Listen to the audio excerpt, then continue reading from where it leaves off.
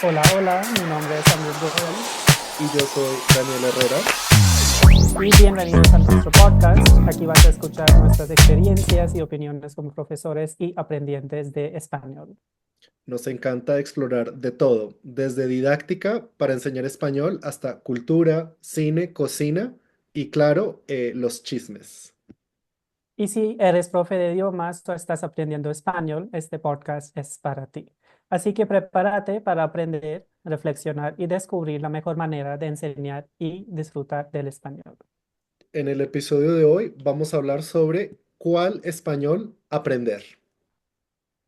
Y vamos a seguir con el mismo tema, pero vamos a profundizar más con una invitada, Ruth Rubio, que es doctoranda en Filología, Estudios Lingüísticos y Literarios en la Universidad Nacional de Educación a Distancia, magíster en Formación de Profesores de Español como Lengua Extranjera, en Lingüística Aplicada en la Enseñanza de Inglés de la Universidad Internacional Iberoamericana, docente de la Maestría en Enseñanza de Español como Lengua Extranjera y Segunda Lengua y le encanta pasar tiempo en familia y bailar. Entonces, Ruth, ¿cómo estás? ¿Qué tal? Bienvenida, muchas gracias Hola, por... hola. Muchas gracias a ustedes por la invitación. Me encanta este espacio y acompañarlos. Bueno, entonces, Ruth, ¿puedes contar un poquito qué está pasando, por ejemplo, en tu vida? Porque sabemos que eres una colombiana que está viviendo en España. Entonces, ¿puedes contar un poquito sobre tu perfil, cómo profundizar un poquito más y cómo es esta diferencia para ti de Colombia a España? Bueno, voy a empezar un poco porque resulté Sí. metida en esto de la diversidad lingüística. Y básicamente tiene que ver con que pues entré al instituto a un proyecto vinculado con el Atlas Lingüístico Etnográfico de Colombia. Comenzamos a trabajar en todo el proceso de digitalización y ahí comencé a explorar muchísimo la diversidad lingüística de Colombia, las distintas regiones, distintas palabras que se usan para múltiples cosas y me apasionó muchísimo la diversidad, las perspectivas que las personas tienen respecto a esto. Y como que me comencé a meter en esta línea. Luego, pues bueno, tuve la oportunidad de entrar al máster de L con todo el equipo de L, entonces ya también lo vi mucho más aplicado a, digamos, al aula de L, para aprendientes de español. Entonces, bueno, cada vez como que me fui metiendo más en ese mundo y creo que es un mundo que me apasiona y por eso casi que mi línea siempre ha estado vinculada de alguna manera con esto. Y pues por el lado personal, además, pues mi esposo es español, entonces como que además de toda la variedad colombiana, pues comencé también a explorar todo el montón de palabras en las que teníamos malentendidos. Y bueno, a eso le voy a agregar que hace muy poco nos vinimos a vivir a España, entonces ya había hecho varios viajes en los que efectivamente negociaba significados de palabras o yo misma pensaba, bueno, o uso la mía o ya sé que aquí se usa otra palabra, entonces uso la de aquí y así no tengo conflictos o mi identidad prima y uso mi palabra. Entonces, bueno, tengo ese tipo de cosas en las que estoy trabajando todo el tiempo y ha sido toda una experiencia porque efectivamente me encanta ver en qué difieren y en qué no, y ver también hasta qué punto va mi identidad y hasta qué punto va también la comunicación con las personas. Entonces, bueno, eso sería en resumen algo de contexto pues vinculado con el tema de hoy. Pronto quisiera hacer una pregunta con eso que acabas de compartir. Em, ¿qué, qué frase, qué palabra de pronto em, te ha causado cuestión o te cuesta negociar en ese sentido entre la identidad o la economía lingüística, poderla usar y que se entienda en ese sentido? ¿Cuál es esa palabra que de pronto no es fácil de negociar en esa manera? Hay palabras, por ejemplo, tipo almuerzo, que pues cualquiera diría, pues, ¿qué importa? Pero mi sensación, por ejemplo, con esa palabra es que igual me entienden si igual almuerzo. O sea, aunque bueno, aquí significa el almuerzo serían como las 11 en Colombia, Mm. que sería como unas pequeñas onces entre el desayuno y el comer para ellos. Entonces, bueno, entiendo que podría causar un poco, aunque, bueno, como están ya, digamos que he llegado al punto en que depende de con quién estoy hablando, uso ciertas palabras.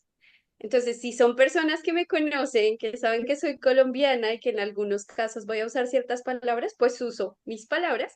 Pero si son personas completamente desconocidas, sé que voy a decir, vamos a comer, tal. También me puede suceder de palabras que yo pienso que me comprendieron perfectamente y me pasaba mucho, por ejemplo, hablando con mi suegra, que yo decía unas palabras y luego resulta, me entendió completamente diferente. Y uno diría, no, pues esta palabra imposible que no sepa. Y yo también tengo una pregunta acerca de eso, que ¿viste también alguna similitud entre las dos culturas? Por ejemplo, ¿hay algún vocabulario que, o sea, donde no tienes que cambiar mucho tu variedad? Sí, claro, o sea, tenemos muchísimas. De hecho, a veces tengo expresiones muy específicas que digo, ah, viene de aquí. Me pasaba mucho con las cuentas claras y el chocolate espeso. Oh. Entonces, a mí me hace gracia porque en Colombia decimos las cuentas claras y el chocolate espeso, pero nosotros no tomamos chocolate espeso. Entonces, claro, cuando yo vi el chocolate acá en España, espeso, con churros, dije, esa expresión viene de aquí. Pero además hay muchísimas que vienen pues de España. Obviamente la comunicación no es imposible, tenemos muchos puntos en común, solo que va a haber palabras que de pronto se van a cruzar. Pasa mucho, por ejemplo, que en España, bueno, en Colombia tendemos mucho a hacer la pronunciación de palabras extranjeras del inglés como la pronunciación de inglés. Entonces, en vez de decir wifi, decimos wifi, no sé, stickers y bueno, aquí tienen pegatinas. El hecho es que me pasa a veces, y les voy a contar, me pasó hace poco que me mandaron un listado de cosas que debía comprarle a Oli para el jardín y había una que se llamaba Baby, que es un delantal en Colombia, un delantal para los niños, y aquí le dicen Baby. Pero claro, yo fui a comprarlo y yo decía un baby, luego me tenía que mostrar con mi celular la imagen del baby, porque yo no tenía ni idea que cómo era, y bueno, al final me dijeron, ah, es que le decimos Baby, y yo dije, ok, le decimos Baby, muy bien. Entonces, claro, ya entonces, por ejemplo, hay cosas que ya digo, listo, se pronuncian, o hasta los personajes tipo Marvel, pues a mí me hace mucha gracia porque yo siempre digo Spider-Man, Spider-Man, etcétera, y entonces pues a mí me causa risa. Pero sí, son esos cruces que al final siempre tenemos puntos en común. Y pues tenemos otros que uno comienza a ir identificando pues en las experiencias diarias. Entonces, pues sí. Son hasta divertidas las cosas después de que, de que estás ahí. Sí, me hiciste acordar de que a mí me impacta mucho Shrek, que aquí en Latinoamérica es Shrek, pero allá es Shrek. Pero bueno, son esos ¿En tipos de detalles. serio? Sí, Wow, no sabía. Y yo creo que Batman es, no sé cómo se llama en España, hombre de hierro, Está bien. Superman, hombre de hierro, el algo hombre de así. hierro. Man of Steel. Sí, hay Sí, decisiones ahí para cambiar ese tipo de nombres de cultura popular. Eh, sí. Hambre, ¿tienes Ahí un... hay uno muy gracioso. No sé si recuerdan cómo ponen, y de hecho hay muchos videos graciosos en Instagram de cómo ponen los títulos de las películas, que también es algo súper específico de España y uno dice, pero ¿cómo se inventaron el nombre? Tiene todo ahí un giro que me imagino que es cultural, no sé, de promoción tal vez, pero no sé por qué, que me parece gracioso. Sí, sí, excelente. Nosotros tenemos la idea de o hacer una actividad o un episodio solo sobre ese tema porque es muy Sí. interesante.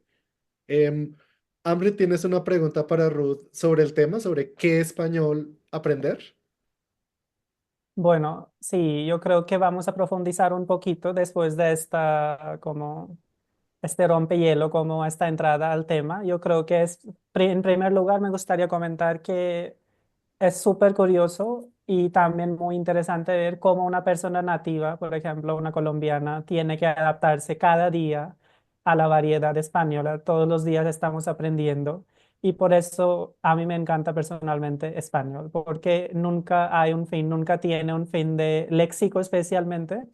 Muchas veces los estudiantes están obsesionados con la gramática, pero al final el léxico, el vocabulario es donde nos confundimos muchas veces. ¿Qué significa delantal? ¿Cómo se dice delantal? ¿Cómo se dice? Esto también me hizo acordar de una frase estereotipada, por ejemplo, en Colombia decimos más raro que un perro cuadrado, pero en España decimos más raro que un perro verde. Oh, Y los dos son raros al final, pero obviamente lo que dijo Ruth en su momento son expresiones culturales. Quizás perro verde para ellos es más raro o debería tener una historia, etcétera, ¿no? Bueno, pero entrando en el tema como tal, nosotros habíamos hablado sobre español estándar, en lo cual, pues yo creo que hay muchísimas preguntas, dudas que las personas tienen. Entonces, simplemente, ¿qué piensas tú? ¿Qué significa español estándar en tu opinión, desde las teorías lingüísticas? Lo voy a pensar como o siempre lo he pensado como un español artificial, básicamente. Un español que busca que tratemos de encontrar todos aquellos elementos, palabras, gramática, incluso que sean lo más cercanos a todos los hablantes, aunque es un trabajo imposible también, pues porque no encuentras bueno, hay algunas que sí, que yo podría encontrar una palabra para todas las variedades y que de hecho compartimos, pero sí, es una herramienta básicamente de comunicación que nos permite como estar cada vez más cerca, aunque tengamos muy distintas variedades, y que de hecho aprendemos como de una forma natural de alguna manera.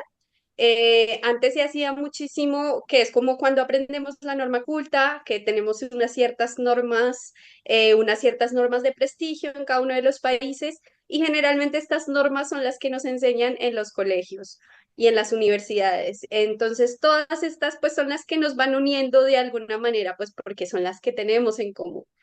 Eh, y bueno, ahí está el punto de encontrar ese punto medio de que se supone que esté a todas las variedades, pero digamos que ahora también tenemos otras herramientas como, no sé, medios de comunicación en el que estamos pues en constante comunicación entre distintas variedades y también ellos mismos crean como unos lenguajes para poder llegar a muchas más personas. Entonces, como que cada vez encontramos más herramientas para lograr ese español estándar, pero es un español artificial y debe quedarse como esa herramienta que es y no más allá. O sea, no que tengamos alguna vez la idea de todos vamos a hablar igual, porque eso no existe, básicamente. O sea, en tu opinión, o sea, para resumir un poquito, el español estándar no puede ser el español oficial o español de cualquier país en específico. Desde esta definición quiero hacer otra pregunta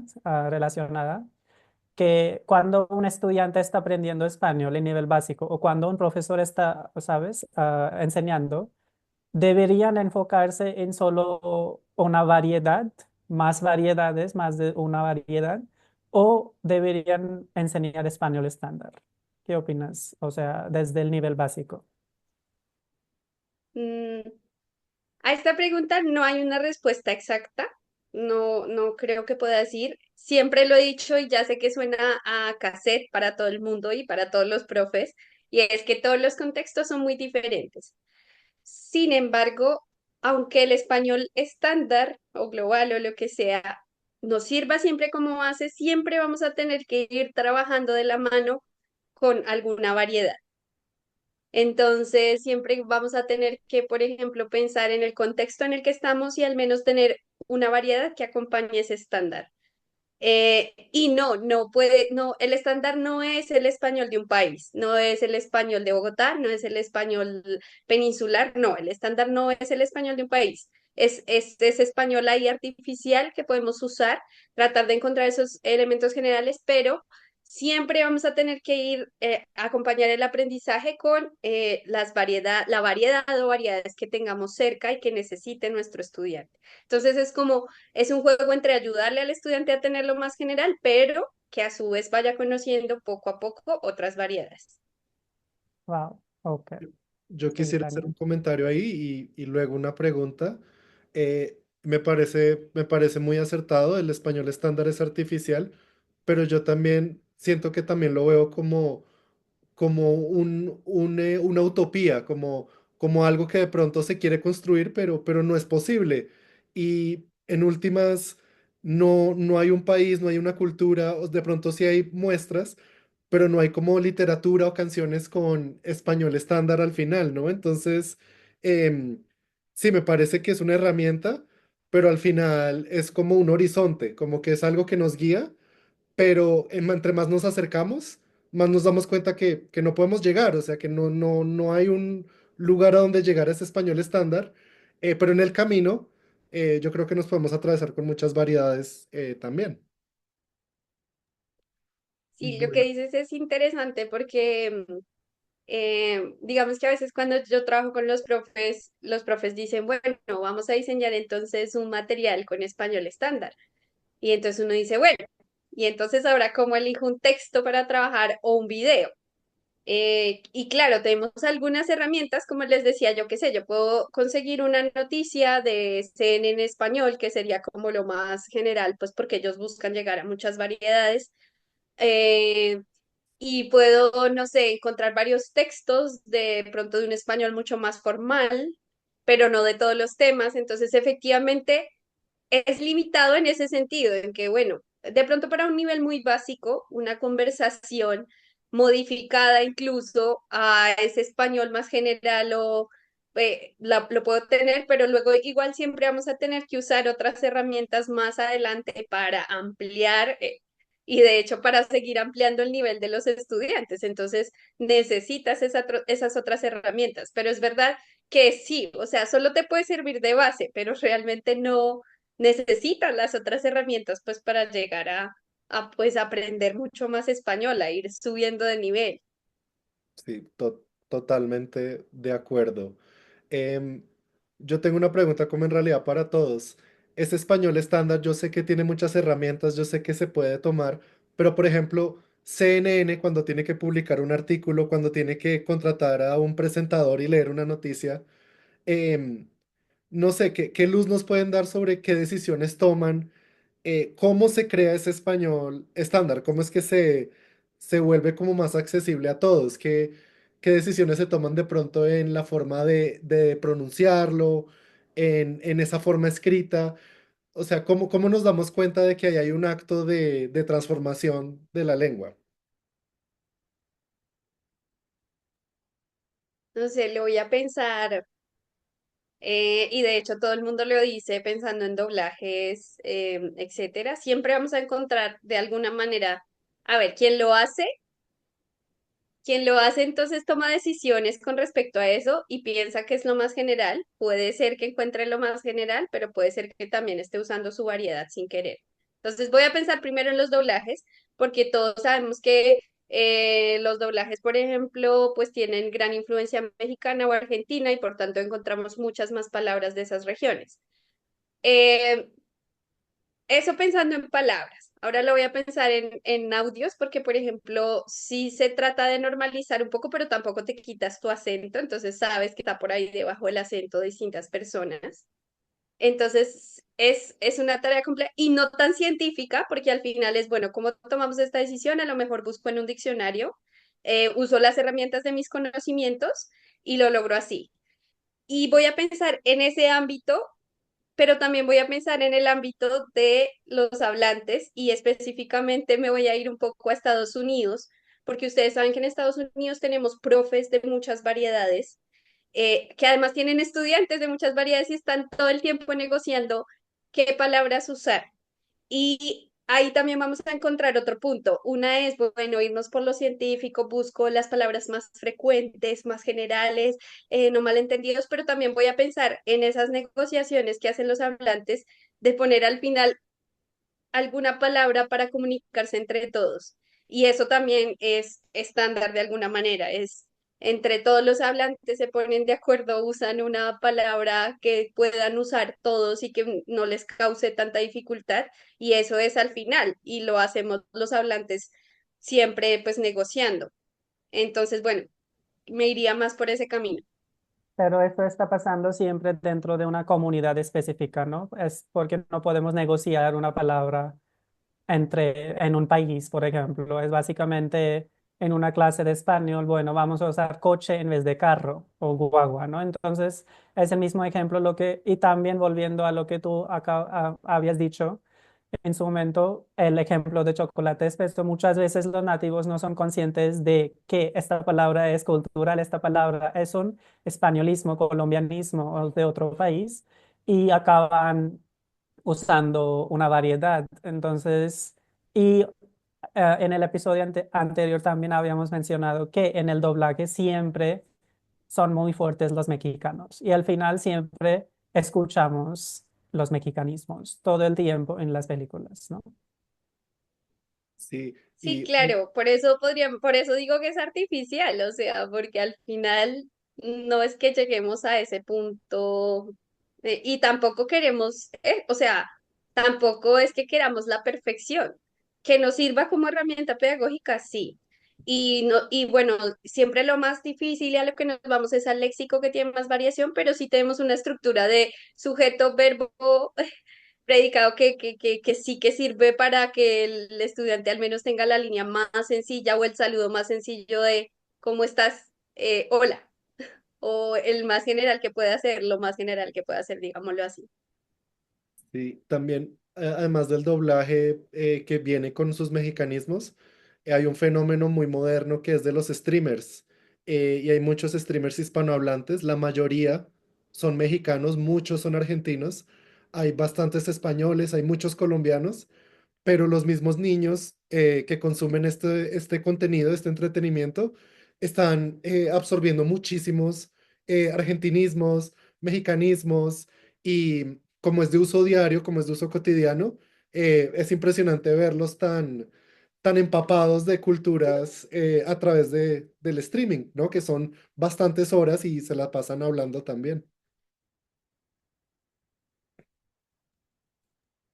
Sí, ahí va también lo que les decía, de que cada vez conocemos otras variedades por distintos medios, YouTube, o sea, a veces cuando hacemos ejercicios de, bueno, ¿de dónde sacas estas palabras? Al final es que, ay, es que veía muchas novelas mexicanas o no sé, me encanta el fútbol, entonces no sé, me encanta el fútbol de tales países, entonces al final obtienes un montón de léxico, palabras, expresiones de otras variedades y ni te enteras a veces ya.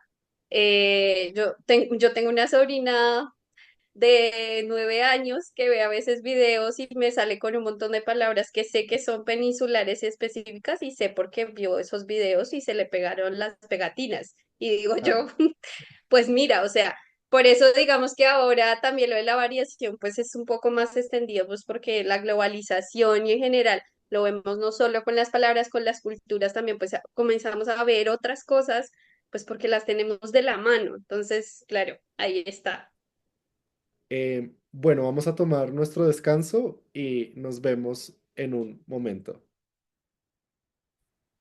Y hoy queremos promocionar una base de datos muy importante que se llama CLIC, Corpus de Colecciones y Lenguajes de Instituto Carro y Cuervo. Y dentro de esta colección tenemos diferentes corpus, por ejemplo, Atlas Lingüístico Etnográfico de Colombia, ALEC. También tenemos corpus de aprendientes de español como lengua extranjera y segunda lengua de, obviamente, extranjeros, sordos y comunidades indígenas. También tenemos Corlexco, que es Corpus Léxico del Español de Colombia. Tenemos español hablado en Bogotá, específicamente EHB. También tenemos Habla Culta de Bogotá, HCB. Y al final, Literatura de la Violencia Bipartista en Colombia, LBBC. Y a través de este tipo de material, obviamente, podemos buscar muchas oportunidades para explotar dentro de la clase y usar estos textos para enseñar cosas más culturales, explotar este material para crear unidades didácticas. Muchas gracias. Bueno, entonces estamos de vuelta y vamos a empezar con la segunda parte de este podcast y vamos a explorar más el lado tecnológico y de la inteligencia artificial desde la perspectiva de la riqueza lingüística. Entonces, aquí es un fenómeno obviamente nuevo, entonces yo creo que vale la pena charlar un poquito, discutir sobre el tema. Y no sé qué opinan ustedes sobre las nuevas generaciones que están muy expuestos a las redes sociales, a las diferentes variedades. Entonces, ¿creen ustedes que van a perder la parte de la riqueza lingüística debido a la influencia de la tecnología o redes sociales? ¿Qué creen ustedes? Escuchar tanto YouTube de mexicanismos, no sé, entonces escuchar reels todo el tiempo o básicamente estar expuesto a solo una variedad puede que pierdan o se les olvida sus variedades de español. ¿Es posible? ¿Qué creen?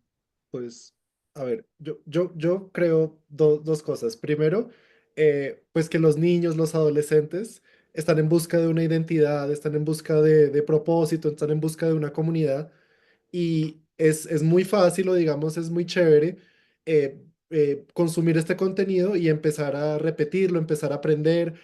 Los niños también son esponjas, entonces están muy receptivos a eso.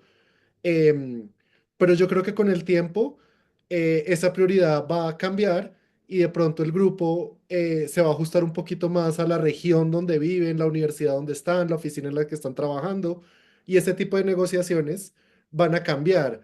Entonces esas palabras que de pronto antes eran chéveres de repetir, de usar, ya de pronto en la universidad, ya de pronto en la oficina, ya de pronto en la casa de mis suegros, pues no van, ¿no? Entonces yo creo que con el tiempo, claro, la influencia es enorme y eso siempre, digamos que va a cambiar la forma de hablar de la gente, pero yo sí creo que las cosas eventualmente se asientan y la persona se siente cómoda en su grupo con el que se comunica y yo creo que esa riqueza no se va a perder, solo que va a cambiar porque nosotros estamos cambiando, la forma en que la consumimos también cambia, pero no creo que haya un futuro en el que digamos que todos nos comuniquemos como de esta manera como tan atomizada, ¿no? Yo sí creo que todos como humanos terminamos agrupándonos al final. Bueno, ¿qué opinas tú, Ruth? Yo estoy de acuerdo con Daniel en el sentido de que, bueno, yo más bien lo que hablábamos antes, para mí lo de las tecnologías más que reducir la variedad, la variación, la aumenta, hace que conozcan otras variedades por todo el conocimiento que tienen YouTube, Instagram, TikTok, etcétera, todos los videos hacen que simplemente conozcan muchas otras variedades. Y ahí habría que ver que seguramente por moda o por la identificación que decía Daniel, usen ciertas palabras, pero eso no quiere decir que modifiquen por completo su variedad. Bueno, y tampoco deberíamos verlo como algo negativo, en el sentido de Ah, como que es lo que decíamos, al final va a tener más que ver con el contexto en el que te comunicas y con quién te comunicas, porque tú recibes muchas cosas, pero al final tú negocias tu significado de acuerdo con cómo te comunicas con los otros. Entonces, obviamente, no sé, por ejemplo, podemos tener ahí un par de adolescentes que todos tienen en común unos videos mexicanos, por ejemplo, y entonces comienzan a decir chido y un montón de palabras mexicanas, pero si van a su casa, a lo mejor usan una pero luego van a usar esas variedades conocidas en su casa, o si, bueno, si no quieren ser entendidos, pues sí, pero aún así, a partir de a quién te comunicas, modificas tus palabras. Eh, bueno, aquí viene algo interesante justamente con Oliver, que es mi niño de 2 años, y a mí me impresiona un montón cómo, ven, desde los 2 años él comenzó a hablar impresionante, pero él negocia muy bien las dos variedades.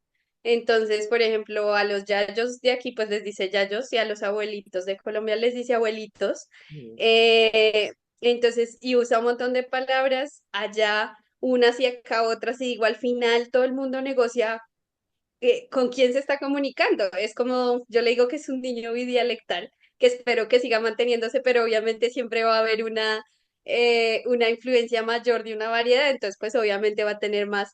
Pero aún así yo por eso, esa es una de las razones por las que más uso colombianismos, porque quiero que siga de esa manera.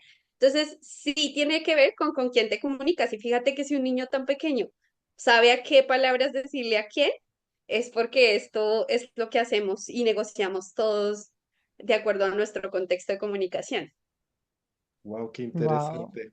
Y pues ahí está la evidencia, ¿no? Es que con 2 años, literal lo que dices, ya está negociando significados y formas de decir de pronto algo parecido. Sí, muy interesante. Entonces, sí, yo sí también creo que todos estamos en constante negociación. Chévere. Sí, yo también creo que me gusta también este término de bidialectal, porque siempre escuchamos bilingüe, pero obviamente parece que, o sea, los niños también tienen claro cómo debería hablar aquí, cuál es el dialecto. Yo creo que lo mismo hubiera pasado si hablaría inglés, por ejemplo, aquí tengo que hablar inglés, ahí tengo que hablar español, es lo mismo como aquí tengo que hablar español de España, ahí tengo que hablar español de Colombia, ¿no? Mm. Ahí me falta un punto importante y es que sí hay formas que se quedan muy arraigadas de acuerdo a lo que más escuches. Entonces voy a pensar, por ejemplo, en que ya te criaron en esta variedad y siempre va a haber formas que se quedan muy arraigadas. Entonces, por ejemplo, con Oliver me pasa que ya ahora usa he comido, he terminado y yo le digo el contrario, pero eso sí que no lo modifica. O su palabra favorita de aparcar carros, pues es aparcar. Y yo todo el tiempo le digo parquear. O en Colombia le decían parquear, pero él se quedó con aparcar. Y como es, digamos, igual o muy parecida a parquear, pues no la modifica. Entonces, también tenemos algunas palabras que simplemente se arraigan o construcciones que se quedan ahí y que esas no las vamos a modificar porque son las que más usamos. Bueno, entonces tengo esa sensación también con, no sé, mi hijo hasta los 16, pensemos en un chico hasta los 16 años estuvo sin contacto con otras variedades, pues obviamente va a haber unas construcciones que se quedan ahí por más de que, no sé, bueno, el mismo contexto de los profes en Estados Unidos. Eh, con el tiempo ellos modifican muchísimo su dialecto, su forma de hablar, porque estuvieron negociando, ya no hablan español igual Ujú. que como hablaban antes. El mismo Guillermo acá a veces le preguntan que de dónde es, porque duró tanto tiempo por fuera y de Latinoamérica que ya no suena o su acento ya no es, digamos, tan Sí. fuerte, marcadamente español, y entonces a la gente le suena diferente.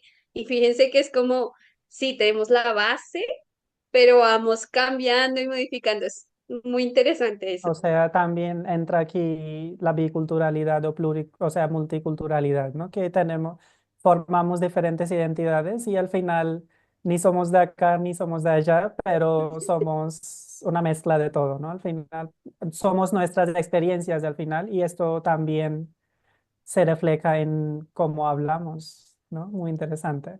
Pero también yo quiero saber, todos somos profesores de español y aquí como hemos hablado más desde la percepción de hablantes nativos o de la adquisición de la lengua en caso de los niños, ¿qué piensan ustedes que pasa en el aprendizaje de español para personas no nativas? O sea, ¿ellos también tienen esta libertad de elegir o simplemente un día eligen una variedad o es un esfuerzo por parte del docente? ¿Qué piensan? ¿Han tenido alguna experiencia, menos yo, han tenido alguna experiencia de un estudiante de español Yo, que habla un yo, dialecto? Sí, Ruth.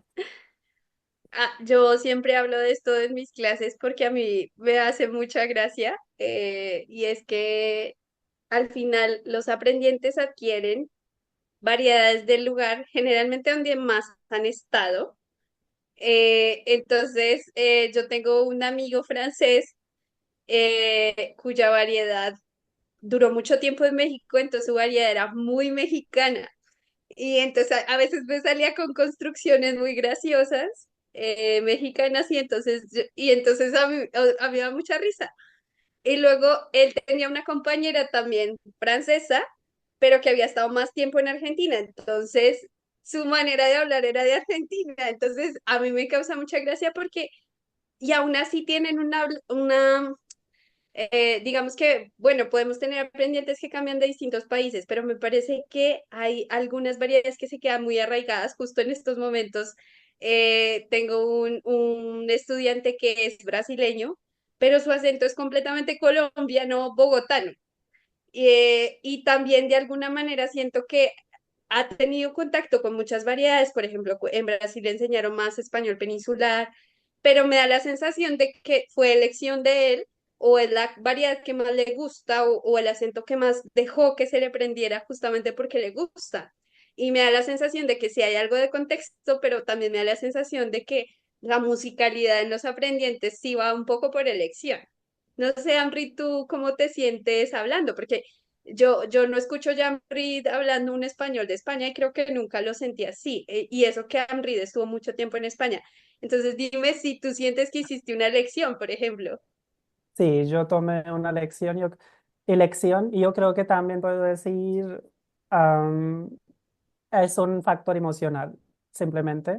Yo creo que me sentí muy vinculado a la cultura colombiana en vez de la cultura española. Y he estado en España también, pero no van a creer, y muchas personas no creen, pero todos mis amigos en España eran latinos. Entonces, aunque estaba en España, estaba expuesto a la variedad, otra vez podemos decir, entre comillas, latina o colombiana, muchos colombianos, también conocí a algunos chilenos, pero como sabemos, cuando están en un país extranjero, todos modifican un poquito sus variedades o dialectos de español y llegan a un acuerdo. Entonces, yo creo que, por ejemplo, yo no soy capaz de usar vosotros ahora, nunca. O sea, después de nivel intermedio de español, ya estaba expuesto a la variedad colombiana y empecé a decir ustedes naturalmente. Y nunca, o sea, llegó otro momento en mi vida cuando tenía que esforzarme para hablar vosotros. Cuando fui a España también estaba hablando en ustedes. Estaba usando diminutivos como ahorita, etcétera. Y no sabía en aquel momento que como que, ¿sabes? Diminutivos son muy de la variedad de Latinoamérica y no de España. Y me dijeron ellos que tu variedad no es de aquí. Obviamente aprendí muchos españolismos, muchas frases de ahí, pero no me siento como, no tengo un vínculo emocional al país. Y siempre ofrezco a mis estudiantes también estos espacios donde tienen la opción de elegir cuál cultura les gusta más, cuál variedad les gusta más. Quizás hay palabras que les fascinan, ¿no? Porque todos son diferentes. Y muchas veces cuando uno elige un dialecto o una variedad, yo creo que es algo muy íntimo, ¿no? Sí, sí, ¿Qué claro que piensas, sí. Daniel? Sí. No, pues estaba pensando pues en el caso de mis otras lenguas, si yo tomé una decisión, ¿no? Em, Ujú. yo aprendí francés en el sur de Francia y no se parece al de París, al que está más al norte. Es mucho más musical, mucho más vocalizado, mucho más lento. em, pero no fue una, bueno, sí fue una decisión claramente, pero ese es el francés que yo tengo, ¿no? Que pues igual está colombianizado. em, pero me parece muy interesante, es que igual de pronto con francés no está como esa variedad tan marcada. em, pero sí, muy interesante que la manera en que lo aprendí, pues también de pronto da esas confusiones, como, bueno, ¿dónde aprendiste francés? ¿Por qué pronuncias eso así? Em, y estaba poniéndome a pensar en el esposo de mi prima, que es italiano y vive en Estados Unidos, pero aprendió español en España. Y está enamorado de mi prima, que es colombiana. Pero es muy interesante porque hablan español, pero está bastante españolizado.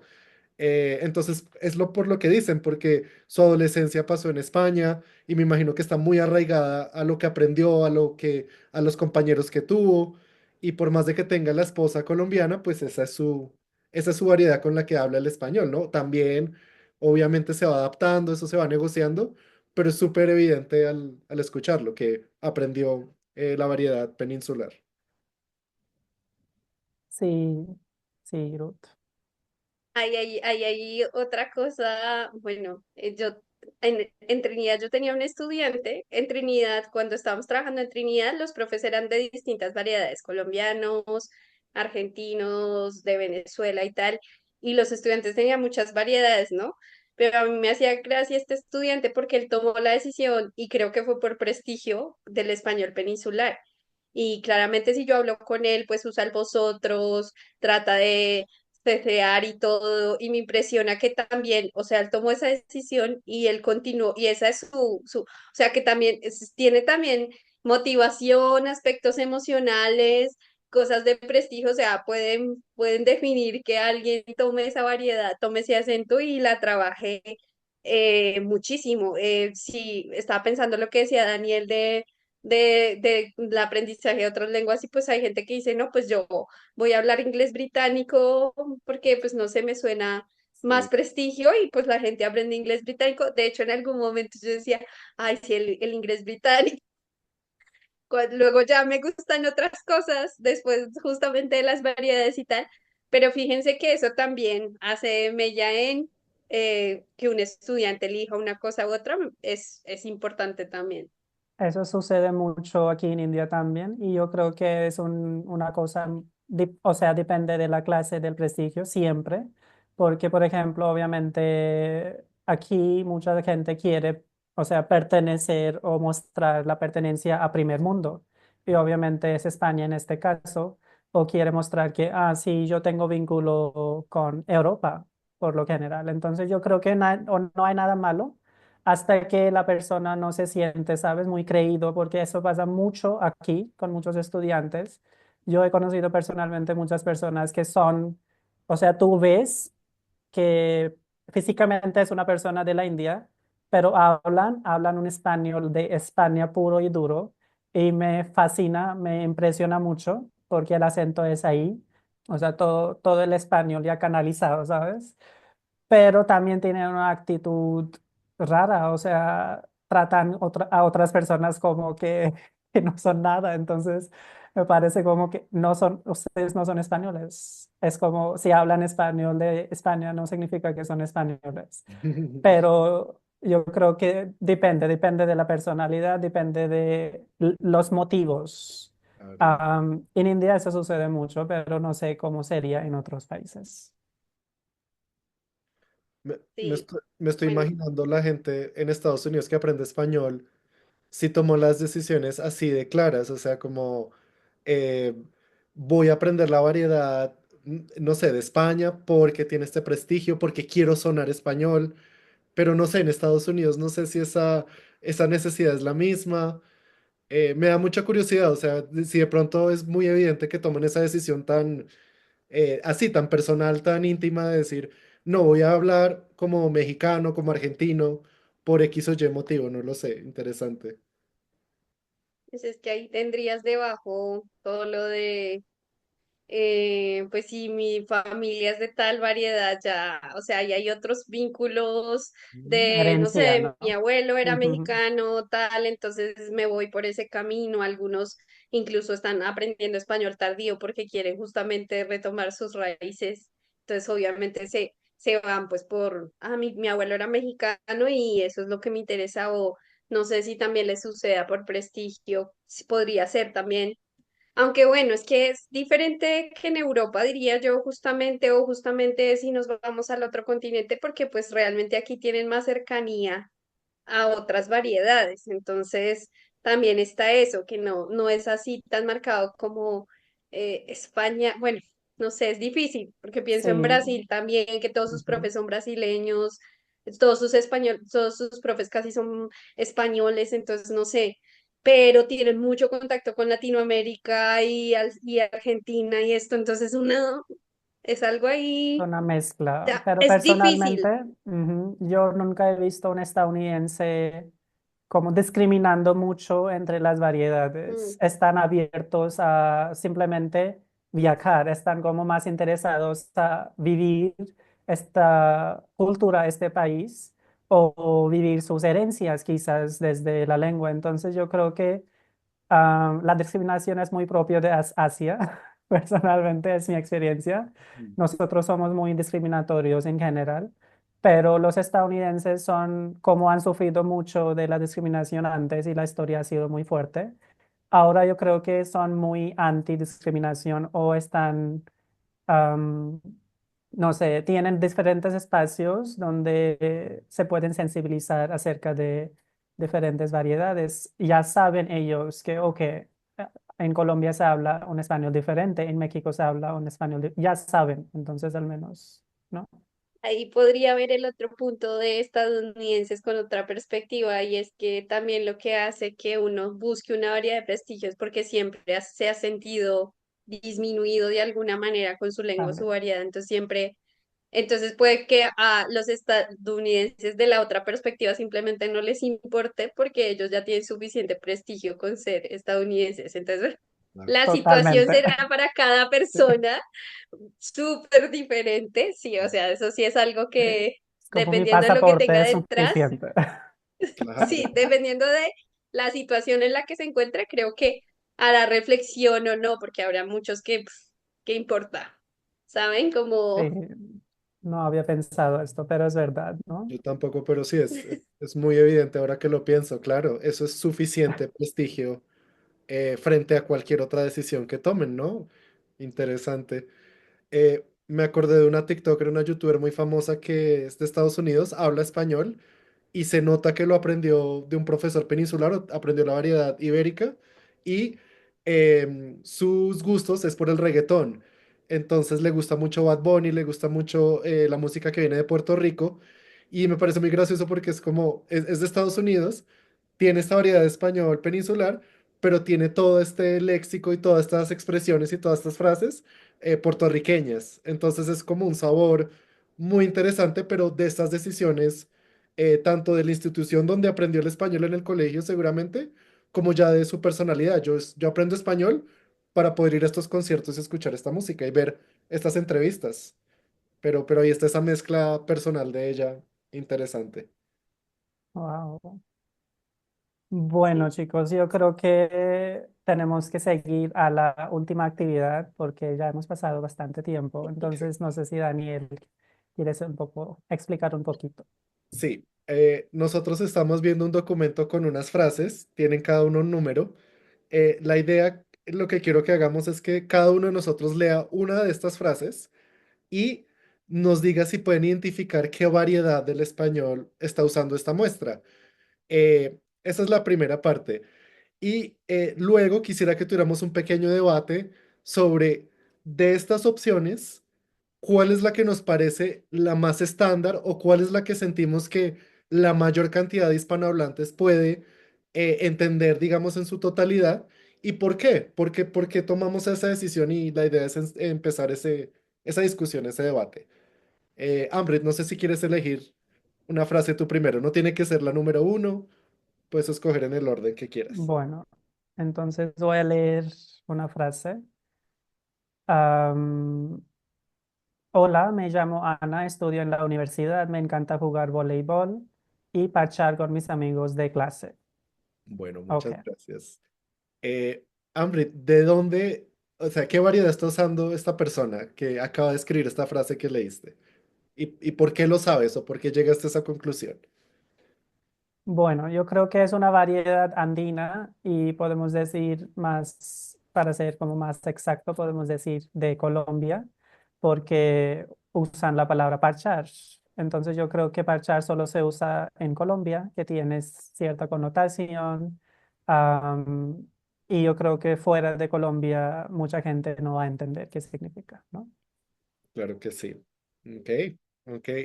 Ruth, si quieres, seguimos contigo, elegir otra frase. bueno, voy a elegir la 3. Hola, me llamo Ana, estudio en la uni y me late jugar voleibol y cotorrear con mis compas. Muy bien. Y esta, entonces, pues para mí sería mexicana, con el me late cotorrear mis compas, aunque bueno, pero sí, muy mexicana. Sí, tiene ahí elementos bastante, pues, de la variedad mexicana. Vale. Yo voy a elegir la número 4. Hola, me llamo Ana, soy estudiante en la universidad, me mola jugar al voleibol y charlar con mis colegas. Pues el mola es muy de la variedad peninsular, entonces Ujú. ahí lo puedo identificar, digamos, con facilidad y colegas. Ese también me da muchas pistas a qué es. una variedad peninsular. Bueno, am, no sé, antes de seguir a cuál, digamos, es el más estándar, eh, ¿qué herramientas utilizamos? ¿Cómo podemos identificar eso? ¿Por qué podemos afirmar estas cosas? ¿Qué de este texto escrito nos da evidencias de que utiliza una variedad diferente? Bueno, yo creo que es simplemente el léxico, ¿no? Entonces, mola, late o parchar. Entonces, am, obviamente ya habíamos hablado que las variedades tienen manifestaciones lingüísticas en la gramática, en el léxico, en todo, ¿no? Por ejemplo, lo que dijo Ruth también, que el pretérito perfecto como ha hecho, ha sido, se usa más en España que en Latinoamérica, donde usamos más indefinido, por ejemplo, comí, hice, etcétera. Pero yo creo que es más evidente siempre en el léxico. Por ejemplo, mola, me mola es como súper de Madrid o de España, ¿no? No sé qué opinas, Ruth. Sí, bueno, en general en cualquier lingüista te va a decir que las categorías en las que más encontramos variación, pues es primero el léxico y ya en las otras, pues en niveles más reducidos, pues no es tan grande. Entonces, claro, siempre que vayamos a identificar variación, tenemos que irnos por el léxico de primeras. Los verbos, el tipo de verbos que usamos, el tipo de combinaciones que hacemos. Y ya ahí vamos a encontrar otros elementos más pequeñitos en fonética, la construcción, etcétera. Excelente. Bueno, y la pregunta final, de estas muestras, que en total son 6, ¿cuál es la que ustedes creen que puede abarcar una mayor cantidad de personas que la entiendan por completo, que no haya confusión o negociación? ¿Y por qué? ¿Por qué eligieron esa opción, esa muestra?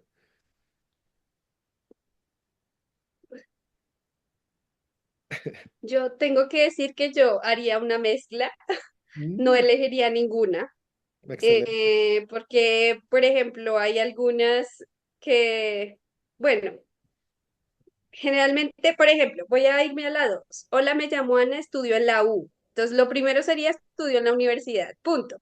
Me gusta, efectivamente, me gusta caleta jugar voleibol. Ese caleta, pues obviamente es de una variedad específica. Me gusta mucho jugar voleibol. Bueno, ahí no sé, voleibol, voleibol, no, la completa, voleibol. Y conversar con mis compañeros. Bueno, esa podría ser para mí general, pero claro, hay que hacerle modificaciones. Entonces, no sé, viéndolo como en español general, pues que las palabras estén lo más completas posible, que la construcción sea la más común, no me mola ni me encanta, sino me gusta, más algo que haga énfasis y bueno, los verbos más generales, pero sí, ninguna. No, lo que yo quería comentar es que me parece excelente esa respuesta y tiene mucho que ver cómo empezamos la conversación de hoy.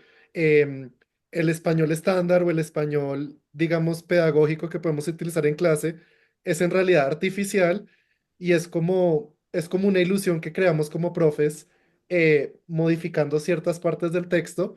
Y claro, la variedad como tal no es que no sirva, no es que no funcione, sino que si queremos ajustarla con esos propósitos, hay que hacer esos cambios y la frase toma esta naturaleza de español más estándar, ¿no?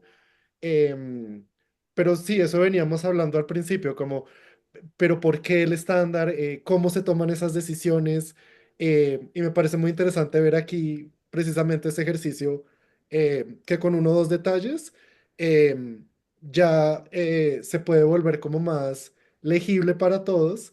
Y me gusta que ninguna es también una respuesta que se me hace que es perfectamente válida.